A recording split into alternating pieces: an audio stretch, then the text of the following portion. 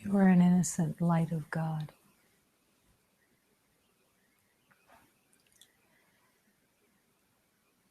How, how do you walk in the world as the pure and innocent truth of God? It certainly isn't to walk in the world with any shame or guilt or any foreboding or carrying an old, tired identity with you that you're still trying to squeeze out some of the ingredients out of that identity. With every beloved, there will be a moment, a time, a space that will finally say, I feel the freedom. The burdens of the past are no longer my problem.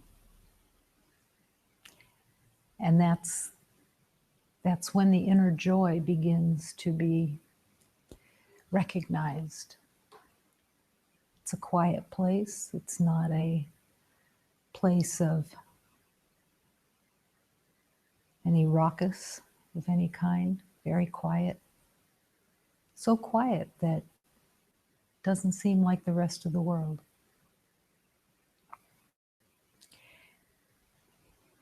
And yet you find yourself wanting to go there more and more. And you discover that it is a sense of coming home. And with that sense of coming home, you realize that you've never felt home within the world, but that has been carried like everybody's secret,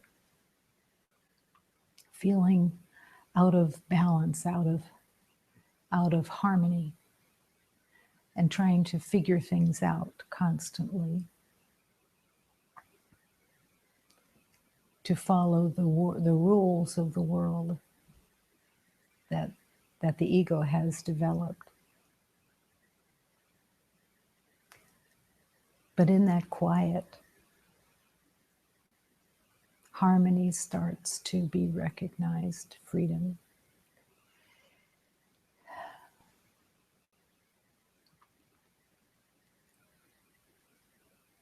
And in a beautiful way, you begin out of a natural movement. You begin to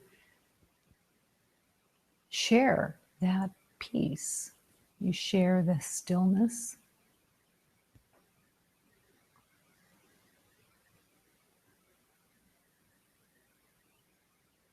And you feel the rightness of it.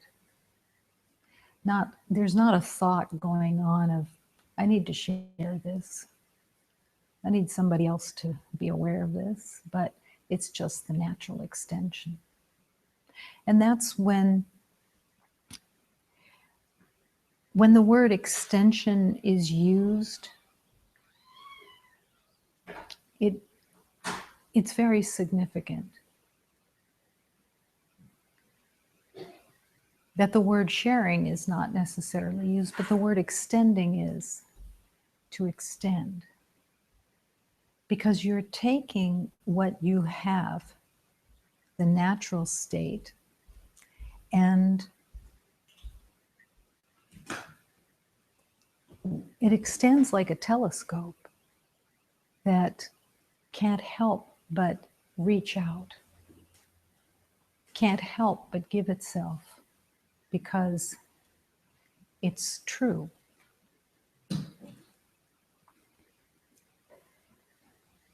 Every day in the healing journey, the more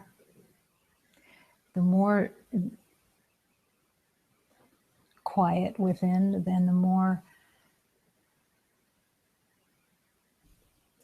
trust that there is and honesty that there is.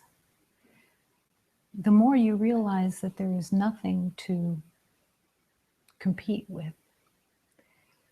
That somebody could be saying, oh, I did this or I did that, or I have this or I have that. And there is nothing sparking anything within you that needs to compete and compare. The urge isn't there anymore that says I have to prove something no matter what. And what has replaced that urge is peace, contentment, trust. And it begins to touch everything because love touches everything. You're no longer afraid of the competition within the world. You're no longer concerned about being with beloveds and needing to keep up or be in the know of anything. It's a subtle place that comes somewhat slowly sometimes. Sometimes there's flashes of awareness that come suddenly. But the main element is peace. The absence of fear, which includes the absence of competition, which includes the absence of seeing any differences, because the differences begin to truly fade. And when the belief in differences begins to fade, it isn't a sense of loss. It's a sense of union. And the realization that the differences that everyone protects and defends is the element that keeps affirming separation.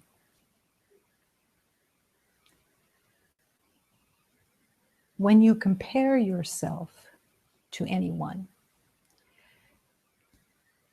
it's a lost cause. The truth of you can't be compared. You can compare through the rules of the world. You can compare on the physical, and you can compare as you may have done in the past, thinking that that was the way to make friends and influence people, but you find out that it isn't. And without the comparison, you realize that everyone that's around you is your friend, beyond your friend. They are the beloved that has been missing from your heart.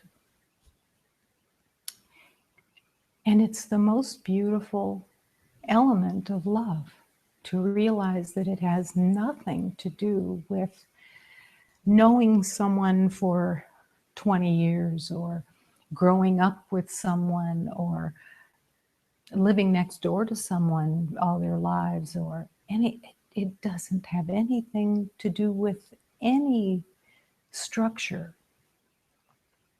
any roles, any time frame, any compatibility. No, the compatibility falls away because it's a ruse.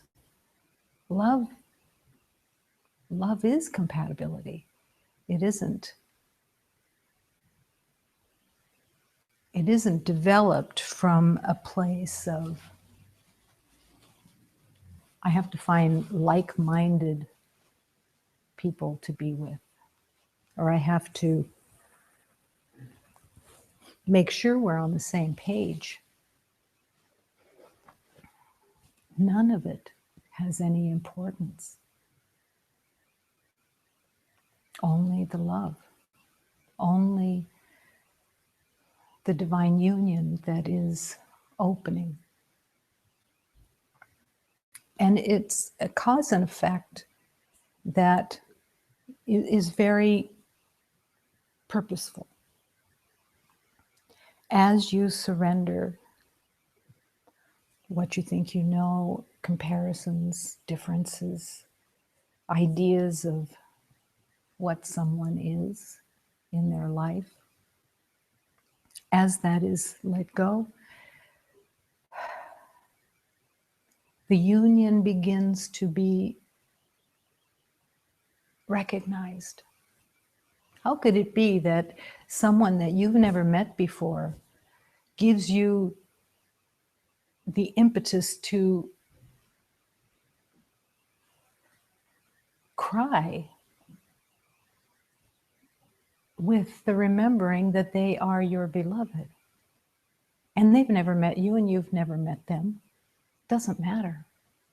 It has absolutely nothing to do with love. Love is the universal oneness, and it has no restrictions, no limitations, no past comes with it.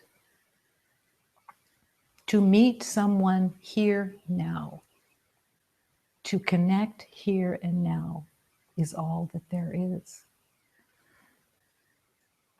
Because the guarantee is if you are carrying the past with you,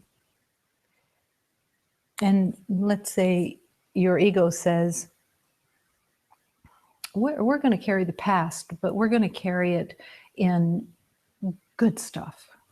We're going to talk about all the good stuff. I can guarantee you that once that door has opened, the ego has no intention of making it the good stuff. It will do the roller coaster of identity. And it will bring with it attention, and it will bring with it a kind of a shakiness within. Because your heart is wanting to be present. Your heart is wanting to be with the beloved here now, where they truly exist and where you exist in that union. It's here now. It's not a stranger. Not in any way is this a stranger. And yet, there is no story that is needed at all, and none that is going to actually help, because everything is already there.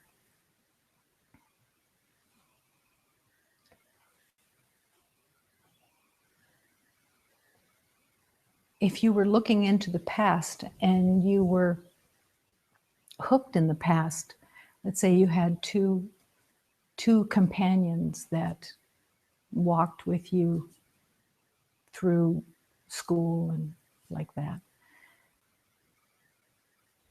And you look at those two companions, and everything in the ego wants to delineate their identity to you.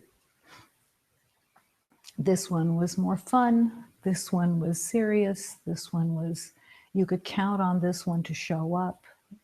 The other one, not so much, had their own way.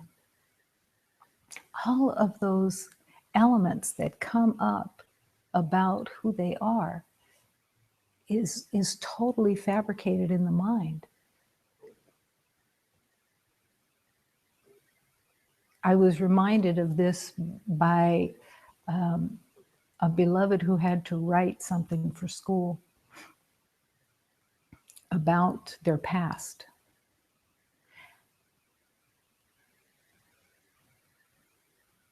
And no one in their circle knew their past because it was a secret. And that's what the ego does, is it has a secret identity of everybody. It's like a catalog. And the ego really wants you to keep that catalog of what you know about everyone. But the Holy Spirit is calling you to extend love, extend the stillness within, and embrace in the present moment the beloved who is your heart.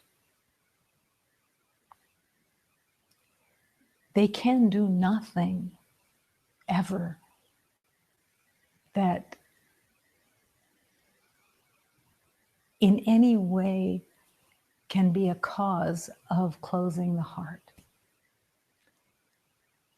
They could never have done anything that could now cause you to close the heart.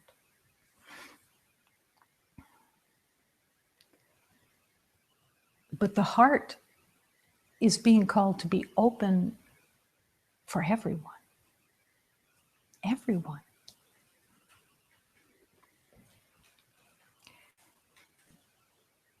And in the stillness and in the learning of opening the heart and becoming used to the union of love,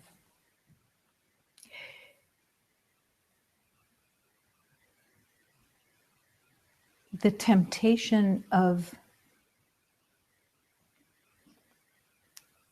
being able to close your heart to one and open it to another is almost impossible in the spiritual journey, and is impossible in its fulfillment.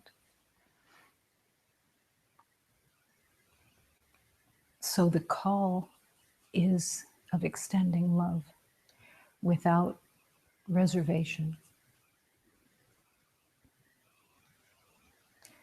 to look beyond the form, to surrender the senses to the divine, and to keep hearing the prayer, I do not want to look at anything on this earth plane without seeing the truth of my beloved.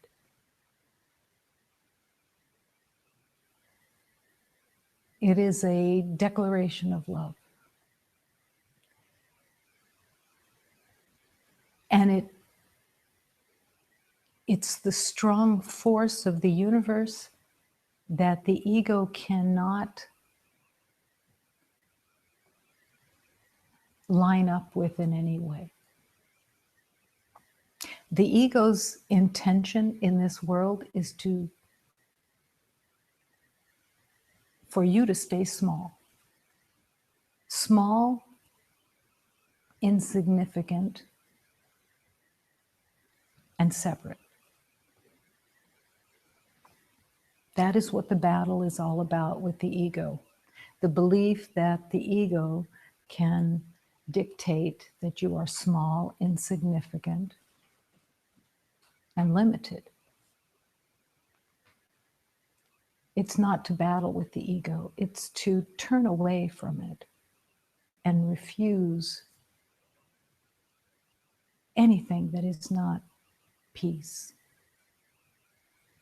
It's somewhat simple that way, except when it comes to actually putting it into manifestation. Then the ego starts wanting center stage. And yet quietly, gently, you just refuse and affirm love again and again and again, because it's what you are. In this moment, as what you are, the willingness to affirm this moment as all holiness, all perfection. And that no matter what the senses say, only love exists. Surrendering the senses, surrendering the identity.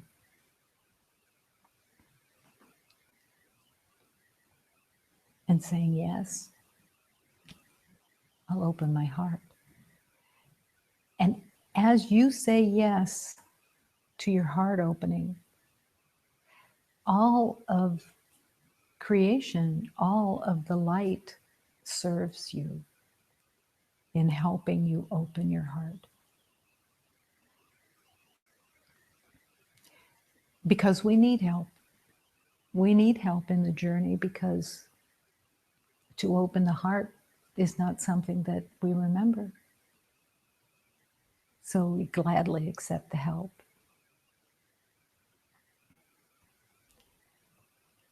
Gladly to let the divine physician open the heart chakra and even put in a mechanism so that it can't close again, if you request it.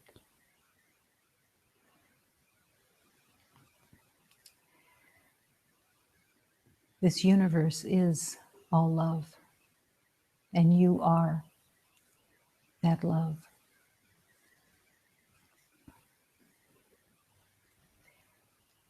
And there is only one presence here. It is the life force of God. To invite in that life force that is already there, but is being called to have it triggered and opened and lived, joined. Because within this life force of God, we live and move and breathe as one divine union, with no past and no future. Nothing to have to put an expectation on. Right here, right now, all love. With no caveats.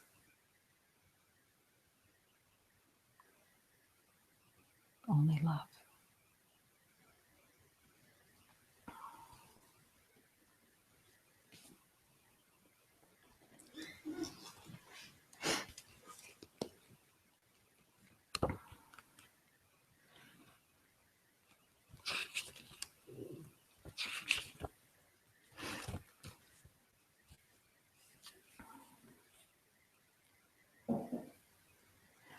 Over the mountains of despair, we will rise above. Over the heartache and the pain, upon the wings of love. The healing of our savage heart, gently by the dove, miraculously transforming us upon the wings of love. Terrible mistakes we think we've made, regrets we've undergone. Sometimes the hopelessness makes us forget the sun at dawn. All delight and joyousness, the tender mercies of Jesus, who carries our burdens upon the wings of love. Jesus, who carries our burdens upon the wings of love.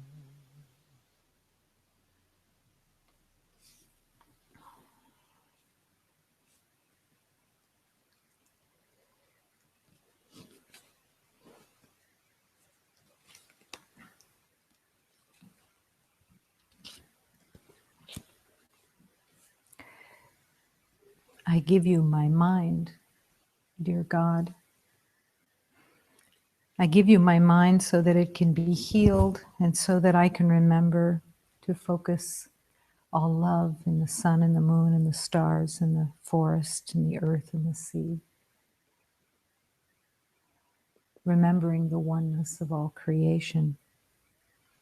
I am here because the Master has called to me, and I am here to remember and to affirm love. The love that is here, this eternal presence of love, is a bright and shining light that is always here. It is here within this earth plane and into the heavens. And it is here to help us to purify back into the truth of oneness. The eternal love that is God is a beautiful light that shines in the forest. It is a marvelous light that is always shining, available to be seen as the light of God. Vou ligar o meu pensamento só onde eu devo ligar. No sol, na lua, nas estrelas, na floresta, na terra, no mar. Esta estrada que estou andando, eu a mesmo mestre andou.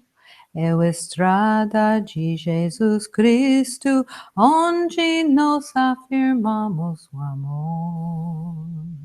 O amor eterno de Deus vive nas matas sombrias, e uma luz maravilhosa que ilumina todo dia.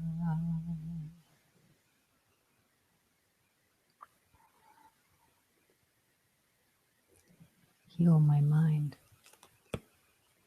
and let the light shine.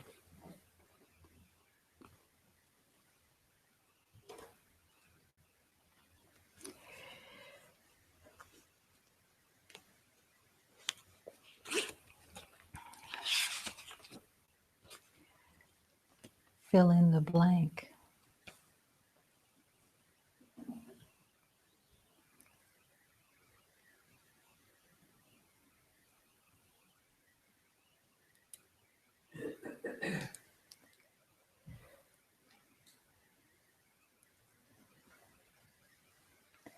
That camel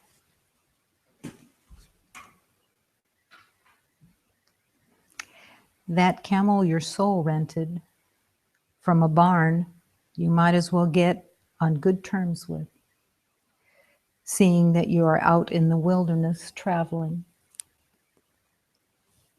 Sometimes I become my own pulse. I enter that world inside. There I have stayed a night marveling at the firmament. Yes, inside any living thing are stars. All that the eye sees is just practice for perfecting the inner vision. I can't speak anymore of poverty of the heart or purse, for wherever I now stand, a gold mine appears. How did things change for me? So much for the better. I held God to his word. When he said, "Seek and you will." You say that last word for me. You must know that famous phrase. Believe it, dear, for it is so very true. Seek and you will find. Because the love that is being sought is right here. It isn't hiding. It isn't difficult to accept. And it is what is being asked of you because it is truly what your soul wants. Your soul rented a camel. And what Hafiz is saying is, use it.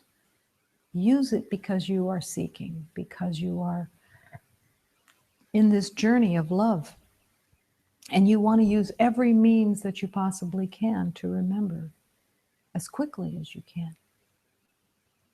It's the only thing that is actually occurring, is learning to love. There's nothing else. The rest is just commentary. How did things change for me so much for the better? I held God to his word. I will seek and I will find, because it's guaranteed, it's promised. And that is what love is calling you to. I wrote down a prayer, a request. Some prayers are broader callings for help, but this is specific. Mold me to your will. Bend me to your will.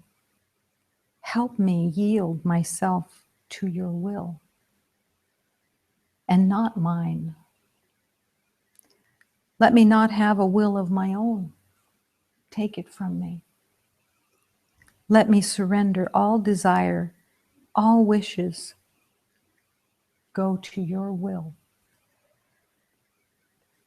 I ask to join your all-knowing, all-powerful, all-omnipotent presence, and I want it to govern my life.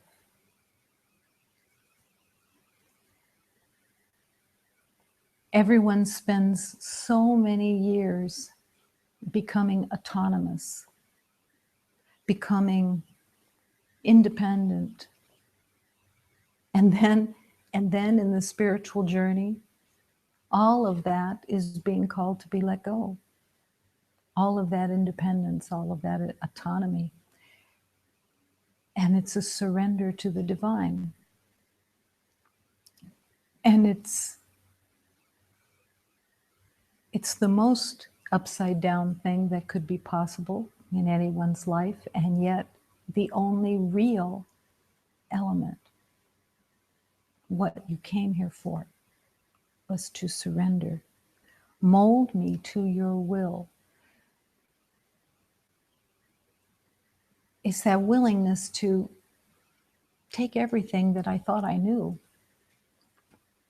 and use it, because I can't use it on my own.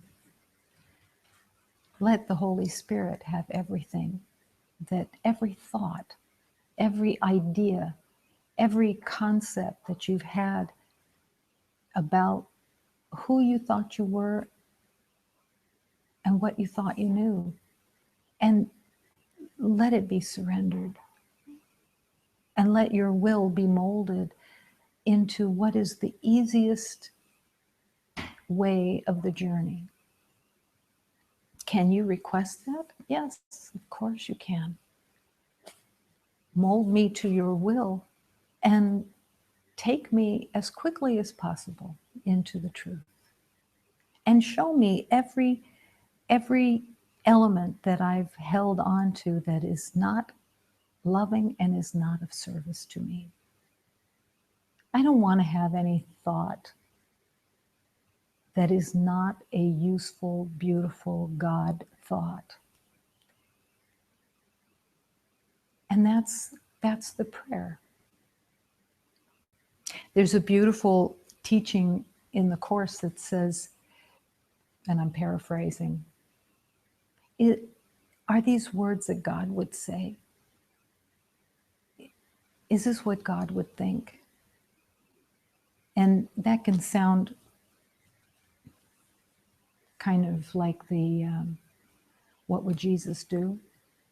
But it's so essential, because in the separation, in the belief of separation, the belief that you are without God became the norm. And your acknowledgement says, no, I can't. I have to return home to the truth of oneness. And the power of God is what will bring me there.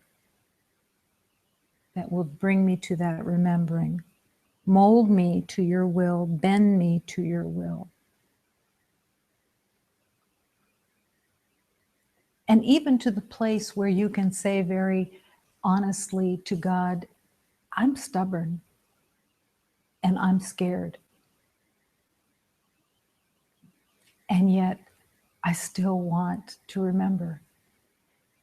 So help me with my stubbornness. Help me with my fear. Help me learn how to hear the voice of love and to no longer listen to the voice of fear. I want to learn. And when you have those prayers, the light of God answers them completely, because when you honestly surrender your stubbornness or your resistance that you know is there. I remember having a prayer at one time. It was the first time that I saw the willingness, and I was crying, which I was crying a lot at the time. And I was crying, and I wanted an outcome that I was determined to get with the situation. And I'm laying on my bed crying. Why won't you give me what I want? Why can't I have what I want? And then all of a sudden, there was another voice within that said, don't listen to that voice. I'm a little willing. I'm a little willing to heal whatever it is that I want to hold on to. And it was the first time that I could feel the little willingness being so powerful and so correct, so true, that I wanted the truth with God. And that other voice that was in me that was crying and that was throwing a temper tantrum at the time just started fading away more and more. In that moment, that crying voice that said, I want what I want, also was completely the victim identity that said, I have worked so hard my whole life. Why can't you give me what I want? I survived. Why can't you give me what I want? Because the Holy Spirit was ever so intelligent to know that what I wanted would not help me in the slightest, but keep me in the muck of my old identity. And in that willingness, it was being able to see, oh, I don't have to be completely available. I just can say, I'm a little willing. And with that little willingness, the Holy Spirit can heal and can override the stubbornness that was there. Mold me to your will. Bend me to your will. Help me yield myself to your will. Help me yield because I want to. Even if it's just for a little willingness. We just went through the celebration of the resurrection of the one known as Jesus, who was there to demonstrate that you cannot die, and that you are not a body, and that he was bringing love to everyone. And in the word resurrection, it's to realize that the resurrection, in its mystical sense, there's a mystical property to the resurrection, and that the child of God comes out of the tomb and surrenders the senses to the divine, to be used for inner vision, for truth. The surrender of the senses is not something that comes easily for most, but it is the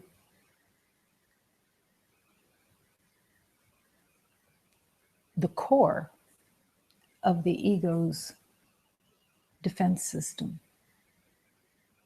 The senses are used by the ego because the ego made the senses along with the body, made the senses to report all the projections so that there can be kept separation. That your eyes see with the ways of the ego is why the surrender of the eyes is so essential, as is the hearing, as is the speaking. That this is the transformation, so that you can actually let the Holy Spirit use your senses to show you the deeper truth within the world. That your heart and your senses can be joined by the Holy Spirit. They won't be used anymore for your thoughts in the sense of what you think you see or think you know. But the Holy Spirit will show you beauty and harmony and light within the form. Because we're on this earth plane to remember. And so to surrender everything into the hands of the Holy Spirit is the quickest way for healing to occur. If you look at the senses and how the senses have been used within the world, a great portion, if not all, of the senses have been used to affirm separation, affirm that everything is different. But you're being called to look beyond that. And as you surrender the senses to the Holy Spirit, that becomes much easier. And you're no longer as troubled by the ego's mind's ideas of what it thinks it sees. Surrendering it all again and again and again. The old way, the way of the ego, is what I see witnesses to what I believe and think. Every time. That's the most amazing thing. What I see witnesses to what I believe and think. All day long, the ego is showing you a world that you have believed in. And you see it through that lens. But there is this exquisite surrender that allows all the senses to be used for love. And what a gift it is. That you imagine that you have someone come and visit and they are upset about something and you see right through it. You don't see through it like, what's wrong with them? Why don't they get their act together? You see through it and you see the cry for love. And you just are there to just hold that love for them, with them, and you surrender them into the hands of God, and you rest in that awareness that they're in the hands of God. And you don't have to worry about anything because their journey is guaranteed. And your journey becomes so much easier because you're not seeing through the lens of the past. Maybe that same beloved who's coming to visit, you would have gotten irritated with in the past in some way. Or maybe they're hooked on drama. Who knows? But you have an idea of what they're doing and how they should, and you just give it all to the Holy Spirit. Just give them to the Holy Spirit, and you rest and you see them through that love because your senses are given. And you no longer are witnessing to what you believe and think about them, but you hear the call for love. And they feel it too, because they can relax more. Where God is, I am. I am forever in His presence because we are one, and that is all that there is. You can all day sing that heart anthem. Where God is, I am. Even though you don't feel it, imagine that you're just walking all day saying, where God is, I am, but you don't feel it. And yet, it's still the truth. And can you sing that truth without actually experiencing it? Yes, and it's actually part of the healing, is to be singing where God is, I am, even though I don't recognize it quite yet. I'm putting my faith there. I'm allowing. And realizing that you are living as a witness to the grace of God, because you are promoting the grace of God even as you are inviting the grace of God to your own awareness and how important this is. Along with this opening, what is being given up, which is probably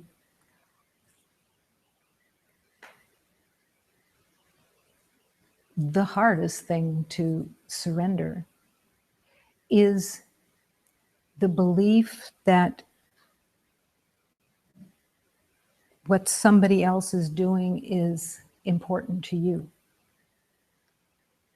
How somebody is behaving or acting or whatever is important to you, and a reactive place.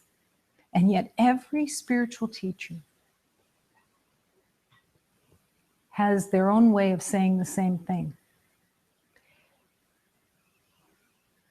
Papaji said it in a much more assertive, take no prisoners kind of way. How long are you going to spend time thinking about what others do or don't do, and how and what they should do and how they should do it? And his answer, because he answered it himself, 100 lifetimes? Is that enough for you? Do you want to spend 100 lifetimes thinking about what others should or should not be doing? Because that's totally possible, but having no helpfulness there. So his message was, stop it. Somewhat like Jose's drop it. Drop it because it has absolutely no concern of yours. It is not your concern what anyone does or doesn't do. You can hold them in love, and you can hear their cry for love, and you can hold them in that. And that will be the healing power that you bring to whoever it is, and will give them their opportunity of actually healing. But there will be absolutely no helpfulness in judging what somebody else is doing or not doing. And that the way that Papaji put it is very helpful, because it makes it very clear. How many lifetimes do you want to spend doing that? 100? Because that's possible. And many have probably walked it for 100 lifetimes, being filled with ideas about what other people are doing. And yet, if you're in the prayer, mold me to your will, bend me to your will, it isn't the will of God that you spend any time thinking about what others are doing. That is God's domain. The Holy Spirit will communicate with you of how you can serve. That is for sure. If there is something that is helpful, the Holy Spirit will open that door. And you're the servant of God that is there to serve in love and offer that love. But it's never with the idea that you like or you don't like what they're doing or what they're saying or how they're behaving. And to just come back to mold my will to yours. Show me the way to be the servant of love. Let me not have a will of my own. Let me surrender all desire, all wishes into thy will. And let me trust that each beloved is in God's hands, because I've put them there, because I hold them there, because I want to remember the truth of who they are, as well as the truth here, and return to union. Opening and recognizing that the tipping point is right here, the tipping point where you no longer believe your own thoughts of pain and suffering of any kind. And that thoughts of peace, thoughts of harmony and joy are your natural state, an expression of your natural state of joy, of peace, of harmony. No longer willing to believe your own thoughts unless they are thoughts of peace. No longer willing to be the slave of the ego, which the ego has really thought you would last a lot longer in the ruse. But thank God you heard the call for love and answered that call. The camel your soul rented from a barn, you might as well get on good terms with, seeing you are out in the wilderness traveling. And every beloved consciously is traveling, returning home, and seeing what the Holy Spirit has to offer that will help open the doors. And remember, where God is, I am.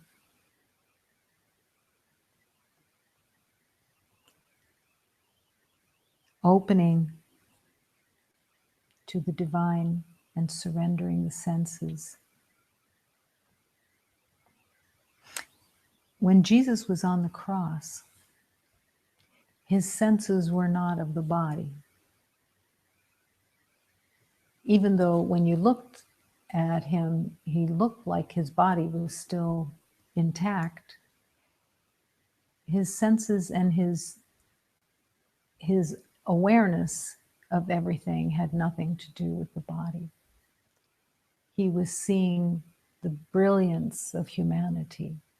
And he was also seeing, and I was shown this, that his love was so great that pain came from all over the planet, all over the earth plane, and came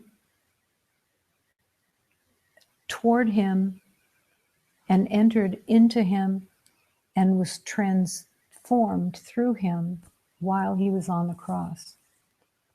That was his love, calling all of humanity to let go of their pain and suffering, and that he was happy to serve and cleanse that pain. He didn't use his senses to look out and say, oh, you all did this to me after I was so kind. No, his senses only saw the love, only saw the Christ energy of all those beloveds that were there. And the ones who didn't show up, that were known as the disciples, they weren't condemned either. They were totally forgiven because they did nothing.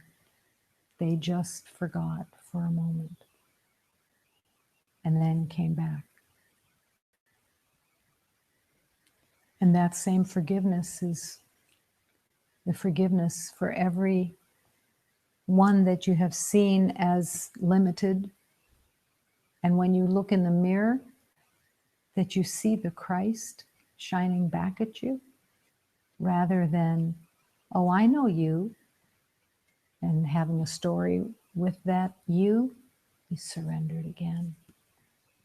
And look in that mirror and see the Christ light that is there, because it's the only thing that is there. The innocence, the perfection, the power, the light.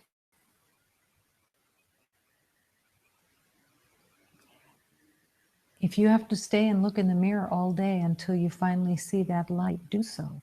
It's worth the wait. And when you want to see that light, you will. Because mold me to your will. Bend me to your will. I surrender. And if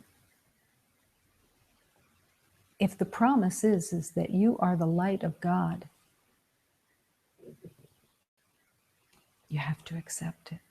Eventually you will. You might as well accept it now and embrace it, because you are the light.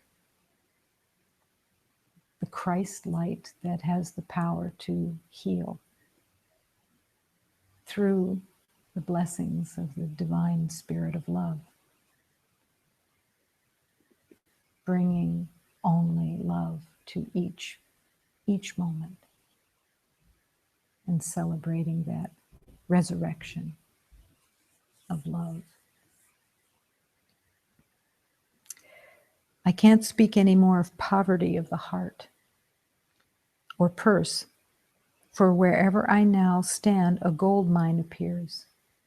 That's part of your heritage too.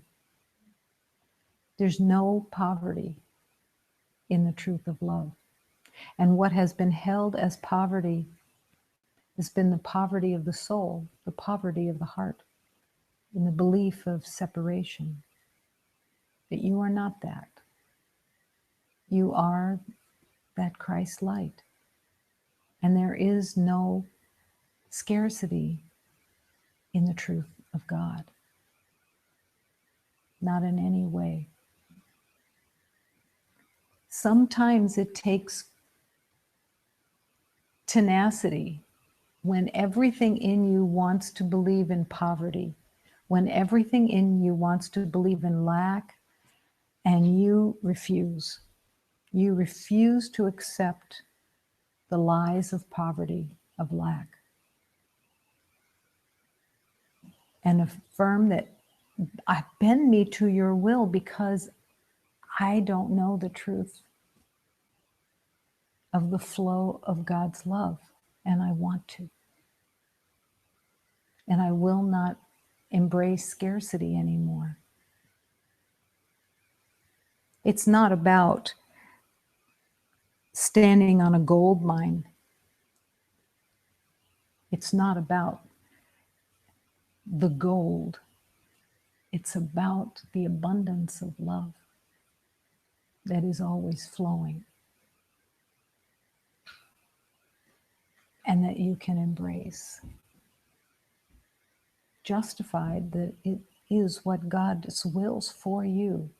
When you bend your will, when you allow your will to be molded, you're bending to the abundance of love. You're bending to the light of peace. You're bending to the joy that is your nature and opening to find its truth. Fill in the blank. Thy will be done. Yes. And seek and you will find. God will not leave you without. It's not possible. And fill in the blank.